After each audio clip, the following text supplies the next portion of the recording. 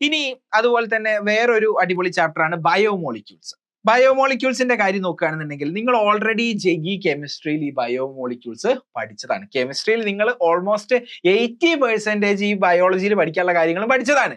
ഇനി അതിനെക്കാട്ടിലും ഒരു എക്സ്ട്രാ ഒരു 20% കൂടെ നിങ്ങൾ ഒരു എഫേർട്ട് ഇടുകയാണെന്നുണ്ടെങ്കിൽ ബയോമോളിക്യൂൾസ് നിങ്ങൾക്ക് ഈ ഒരു ബയോളജിയിലുള്ള ബയോമോളിക്യൂൾസ് നിങ്ങൾക്ക് പഠിക്കാൻ പറ്റും. അങ്ങനെ പഠിക്കുകയാണെന്നുണ്ടെങ്കിൽ ഓൺലി NCERT ബേസ് ചെയ്തിട്ടുള്ള മാത്രം ബയോമോളിക്യൂൾസിന്റെ ആവശ്യമേ ഉള്ളൂ.